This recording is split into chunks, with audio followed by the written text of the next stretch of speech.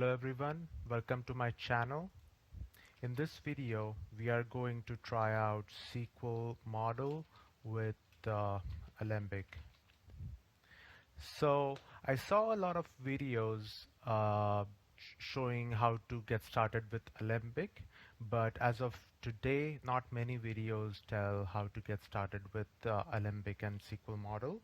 I wanted to do this for my project, Iterator Crawler, the link to which can be found in the description below. So Iterator is a spider. It's a Scrapy spider which crawls the internet. You can check it out at your own time. But here is where my SQL model class is. As you can see, this is a SQL model class. Right, this class is basically um, mimicking a URL. So any HTTP URL, that's what is this class represents. So taking a look at this, yeah, it has like about 8 or 10 columns, and then I'm using the cool things that SQL model provides. I think data class provides this, but you get it through SQL model that I'm just turning all of the class into a dictionary over here. Well, if that all of that doesn't make any sense, don't worry about it, because we are going to, the topic is Alembic, how to get started with Alembic, right?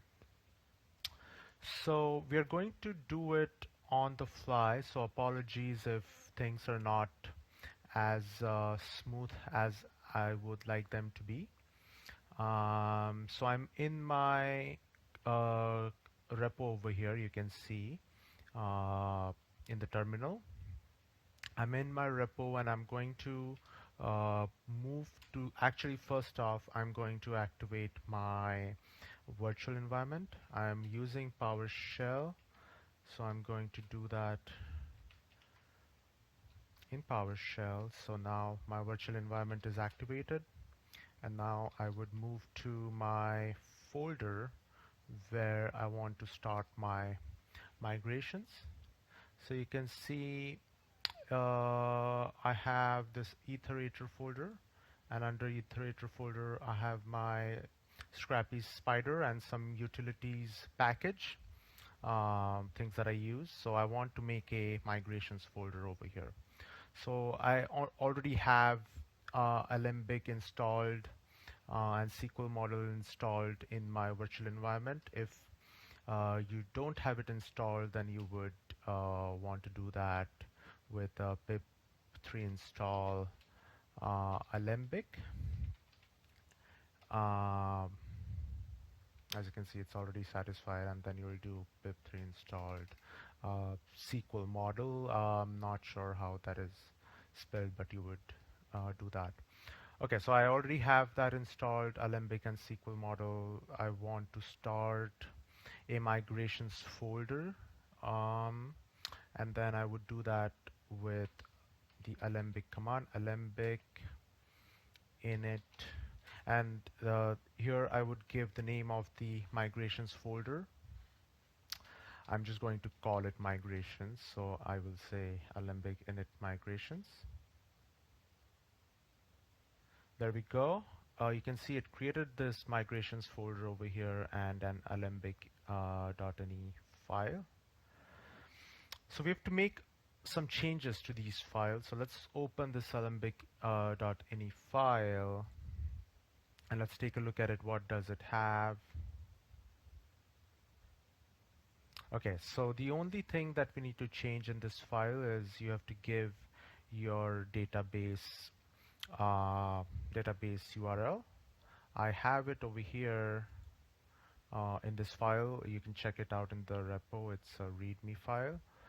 So in Alembic ini file, I'm going to change it with my database URL. It's a local database, as you can guess from the URL. There we go. Don't worry about this formatting. I think this, I don't know what's causing this formatting over here, but yeah. So I changed that in alembic.ini file. Now I have to script.py.mako file, or MAKO. I don't know how you pronounce it. You will find that in under the migrations folder. You go to that file, and yeah, I remember you have to add something over here. That is, you basically import SQL model here, and then I think that's about it in this file. Let's save that. Let's save it. Okay. And now the last thing that we need to do is env.py file. That's this file. And here we have to import a bunch of things after this line, after the file config line. We have to basically import your SQL model, right? Like this is where my SQL model is. So I import that.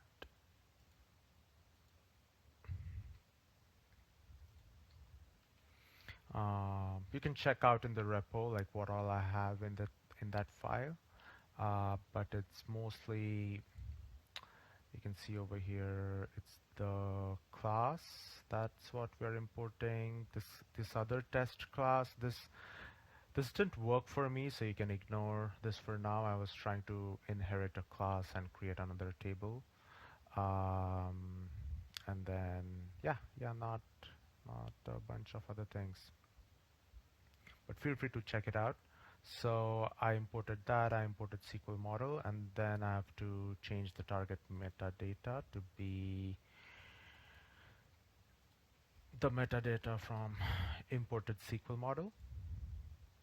So that's right here. Okay, so I think that should be it to use Alembic now. You know, why I use Alembic, I did not cover that, is because like this project still has a lot of things changing. Like I'm adding new columns. I'm changing the type of existing columns.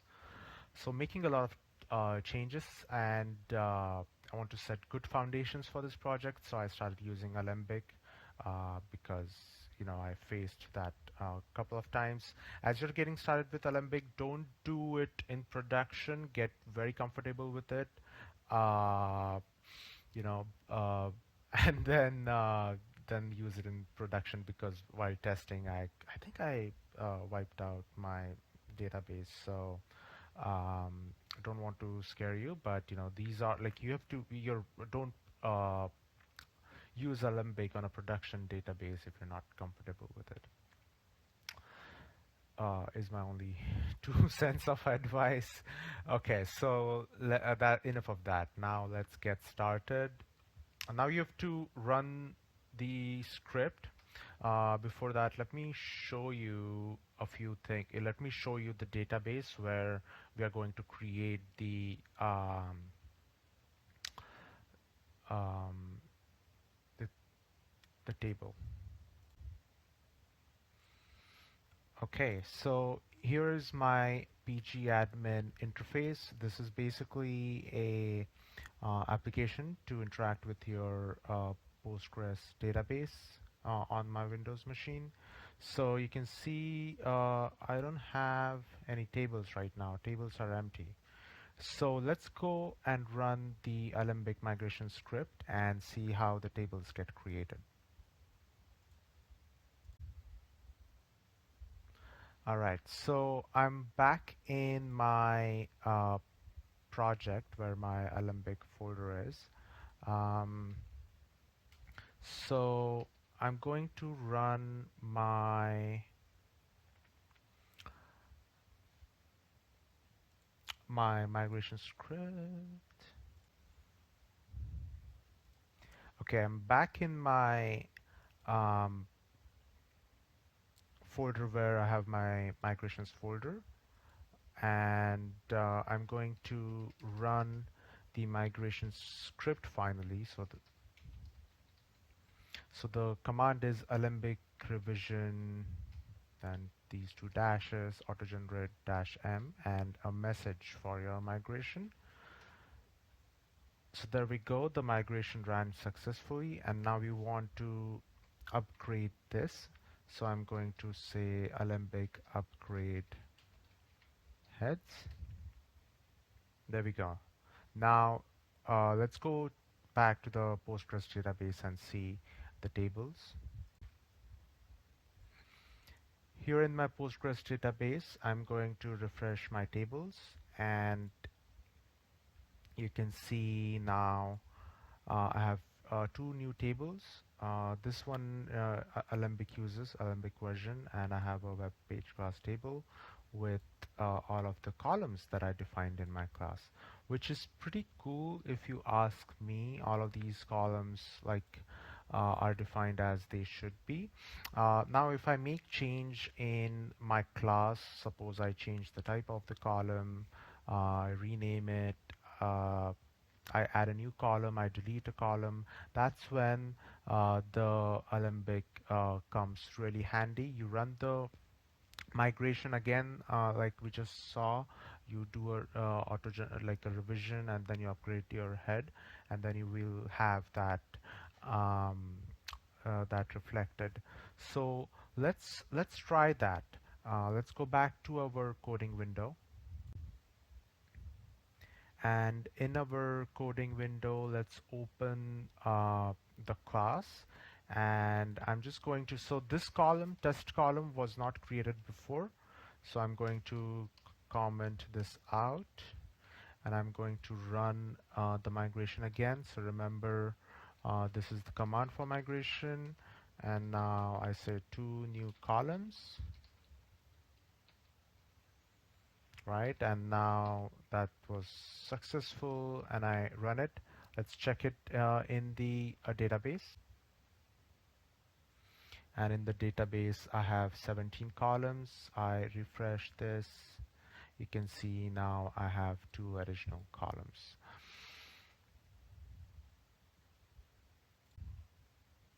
So that is how you run a migration and add new things. But what if you want to go back to a previous version? Uh, So the thing is, if you delete your versions things in here, it's not going to work properly. Uh, yeah. So if you want to go back to a previous version, what you would do is Alembic downgrade and the version that you want to go back to.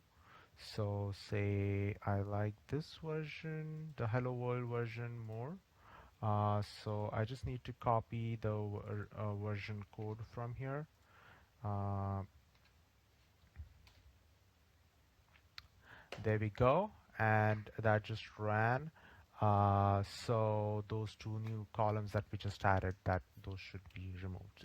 It's as easy as that, and that's really the power of Alembic. Um, yeah, as you're developing your application, you will come across data schema changes, and that's where Alembic comes really handy. Definitely useful in other web apps uh, as well. So yeah, if you like the video, please hit that like button. This was my first video. Hopefully this was helpful, and I want to create more videos. So yeah, let me know how you liked it, and what other topics you would like me to cover. All of the links are in the description. Thank you.